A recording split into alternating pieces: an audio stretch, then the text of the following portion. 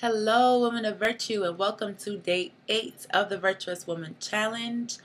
As I told you guys before, I have been a little under the weather over the past few days, and I'm slowly regaining my voice, but time waits for no man, so I had to hurry up and make these videos and get them out to you. So day 8's focus is on service, and the charity principle states the best way to find yourself is to lose yourself in the service of others. Ain't that the truth? About 2 years ago, I started a nonprofit organization where I mentor middle school and high school girls. And it's something about serving other people and talking to them about your life and your experiences and sharing and giving.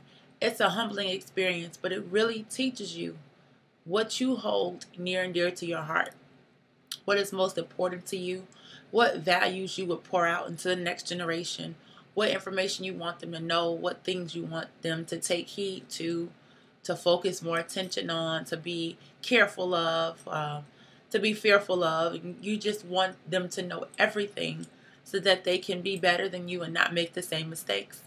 And that's a part of that humbling experience.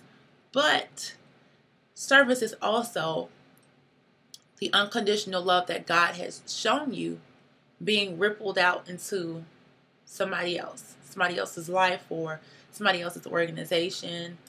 You might be able to serve by donating funds to somebody if you don't necessarily have the time in your schedule, but everybody can make time for what's most important to them.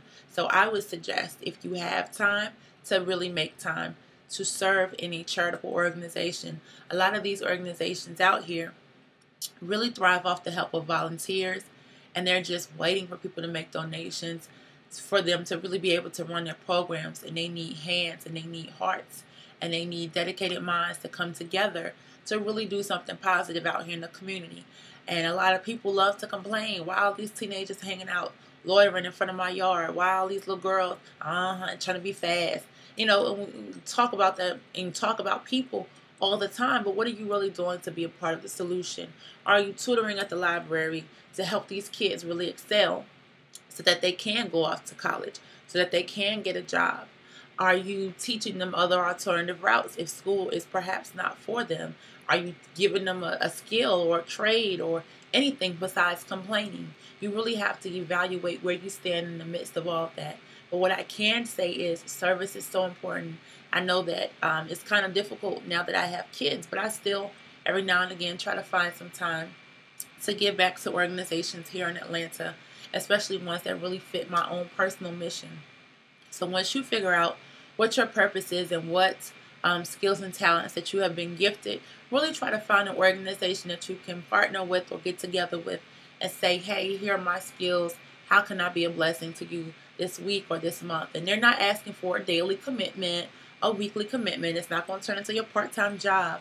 Sometimes they might just have one event that they need you to be present to help set up or to help clean up after the event. You can find time. You have 24 hours a day, 7 days a week, 30 to 31 days in a month. You can find time to give back.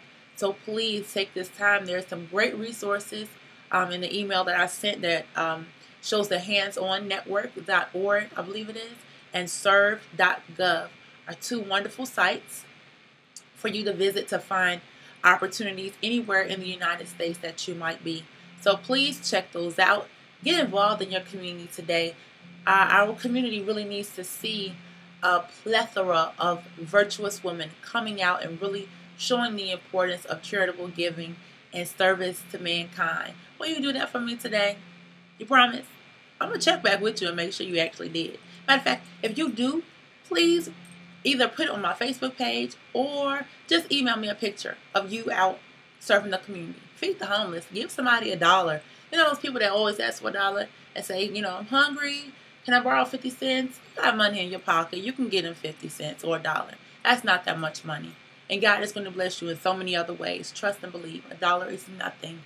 Give that away cheerfully and with a smile on your face. And tell people God bless you once you've given them that money, because you don't know what God is using you for. And you also don't know what those words can mean to somebody else who's struggling. So when you do give, be sure to leave a blessing with them when you do. I'll see you for day 9 of the Virtuous Woman Challenge, and I hope you have been taking away a wonderful amount of information.